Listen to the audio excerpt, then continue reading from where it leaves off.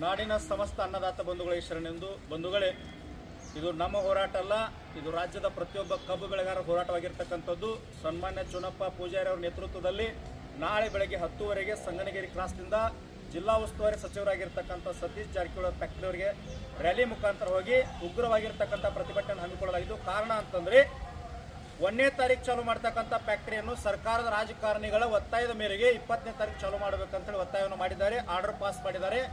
ನಮ್ಮ ವಿಚಾರ ಏನಿತ್ತು ಅಂತಂದರೆ DC ಅವರ ನೇತೃತ್ವದಲ್ಲಿ, ಶುಗರ್ ಕಮಿಷನರ್ ನೇತೃತ್ವದಲ್ಲಿ ಕಬ್ಬಿಗೆ ಒಂದು ನಿಗದಿತ ಬೆಲೆಯನ್ನು ಘೋಷಣೆ ಮಾಡಿಕೊಂಡು ಫ್ಯಾಕ್ಟರಿ ಚಾಲೂ ಮಾಡಬೇಕಂತ ಒತ್ತಾಯ ಇತ್ತು. ಆದರೆ ಸರ್ಕಾರ ಮತ್ತು ಇದಕ್ಕೆ ಭಾಗಿ ಆರ್ಡರನ್ನು ಪಾಸ್ ಮಾಡಿ ಫ್ಯಾಕ್ಟರಿ ಚಾಲೂ ಮಾಡ್ತಾ ಇದ್ದಾರೆ. ಸಮಸ್ತ ನಾಡಿನ ಕಬ್ಬು ಬೆಳೆಗಾರರಿಗೆ ನಾನು ಕೈ ಮುಗಿದು ವಿನಂತಿ ಮಾಡ್ಕೊಳ್ತೀನಿ, ಯಾರೂ ಕೂಡ ಕಬ್ಬನ್ನು ಕಟಾವು ಮಾಡಬಾರ್ದು. ನಾಳೆ ಸತೀಶ್ ಜಾರಕಿಹೊಳಿ ಫ್ಯಾಕ್ಟರಿ ಮುಂದೆ ಏನು ಹೋರಾಟ ಆಗ್ತದ, ಅಲ್ಲೇನು ಕಬ್ಬಿನ ಬೆಲೆ ನಿಗದಿ ಆಗ್ತದ, ಅದನ್ನು ನೋಡಿಕೊಂಡು ಎಲ್ಲ ರೈತ ಬಾಂಧವರು ಕಬ್ಬನ್ನು ಕಟಾವು ಮಾಡಬೇಕು. ತಾವು ಕೂಡ ಇದು ಯಾವುದೇ ಪಕ್ಷದ ಹೋರಾಟ ಅಲ್ಲ, ಪಕ್ಷಾತೀತವಾಗಿ ಜಾತ್ಯತೀತವಾಗಿ ಪ್ರತಿಯೊಬ್ಬ ಕಬ್ಬು ಬೆಳೆಗಾರರು ನಿಮ್ಮ ಮಕ್ಕಳ ಶಿಕ್ಷಣಕ್ಕಾಗಿ, ಭವಿಷ್ಯಕ್ಕಾಗಿ, ನಿಮ್ಮ ಬದುಕಿನ ಉಜ್ವಲಕ್ಕಾಗಿ ನಡೀತಕ್ಕಂಥ ಹೋರಾಟದ. ನಾಡಿನ ಸಮಸ್ತ ಎಲ್ಲಾ ಜಿಲ್ಲೆ ರೈತ ಬಂಧುಗಳು ಇದರಲ್ಲಿ ಭಾಗವಹಿಸ್ತಾ ಇದ್ದಾರೆ.